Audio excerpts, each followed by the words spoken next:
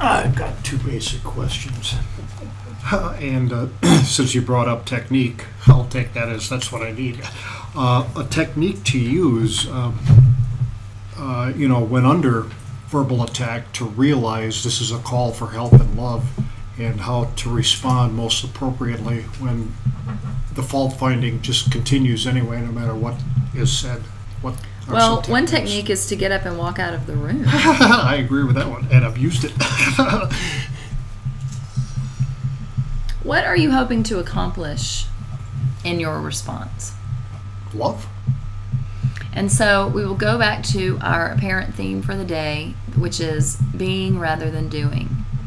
And is there, if you describe love, would you describe that as a state of being or a state of doing? Being, and then the doing results from it. Indeed. We couldn't have said it better ourselves. So when you notice, when this behavior comes into your awareness, and we know that sometimes it is in your face very strongly. So as soon as you can gather your awareness, and so immediately, oftentimes our physical friends will feel under attack and go into that kind of resistance defending mode when they feel that they're under attack. So as soon as you can move through that defensiveness phase into the realization that, okay, this is a call for help, this is a call for love, this person is not attacking me, they're just attacking themselves. As soon as you can get to that point, that's when you can bring your focus back to your own alignment, back to, and do you have a sense of what that feels like? So you can achieve it a lot easier and quicker when you're alone. Many of you have achieved it kind of during maybe meditation or during a prayer time or during just any time that you're kind of being still and quiet. Do you have a frame of reference for what that feels like? Finding alignment with your source? In so many cases, my entire thinking process just like blanks out in that situation. And so what would be a way to handle that? That's good. That's good. That's all right. There is no, you can't think your way to God. It is about finding a vibration in your being.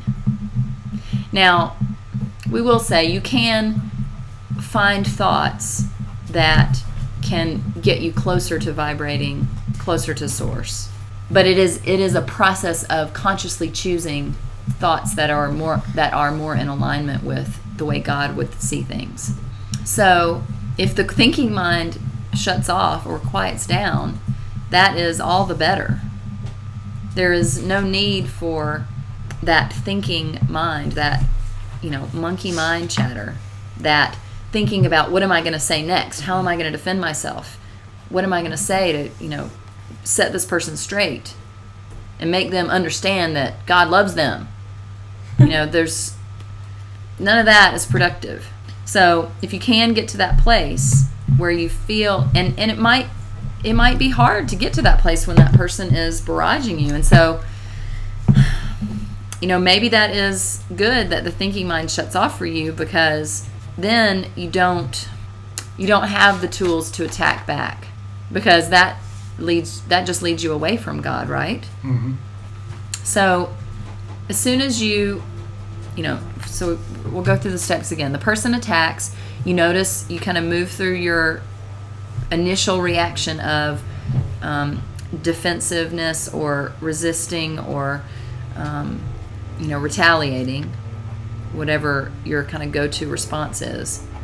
So once you realize that you don't want to do those things, and you become conscious enough to move through that phase, then really all there is to do is to go inward and see if you can find alignment with source. See if you can find a way to kind of rise above. Look at it from a bird's eye view perspective.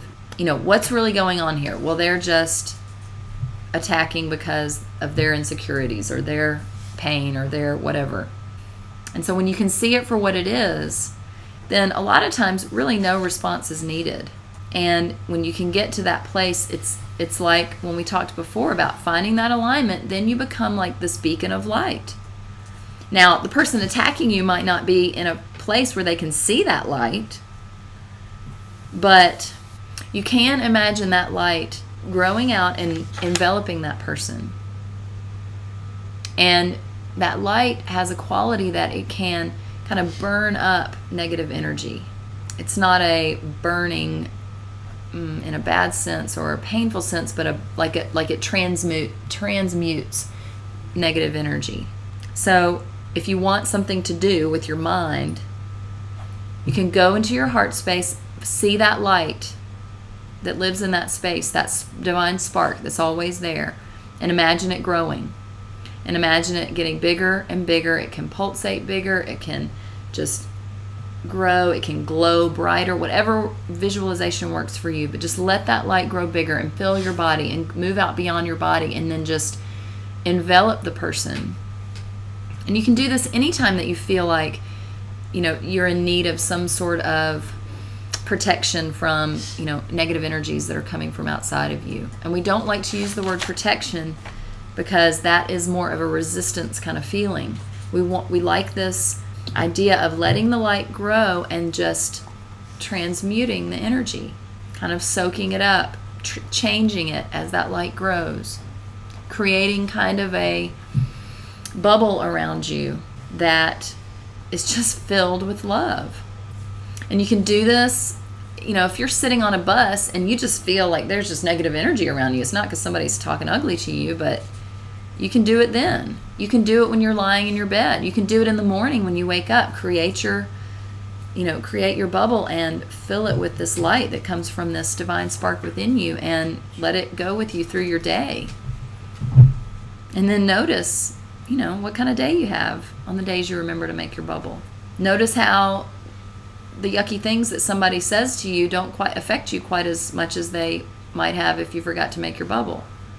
So it really is about setting the intention that I want this divine spark within me to grow large enough that it reaches out and it, first of all, envelops me and protects me, but also, sends loving energy to others. So back to your question, why do you feel that it's important to make a response when you're being attacked verbally? Because that was your question, right? How to respond? Yeah, in the most loving way possible. And actually, I've gotten the best reactions in those circumstances from saying nothing. The person has actually said, I like that. And you have it right when you say, first you tend to this, you tend to your vibration and you tend to your own light inside.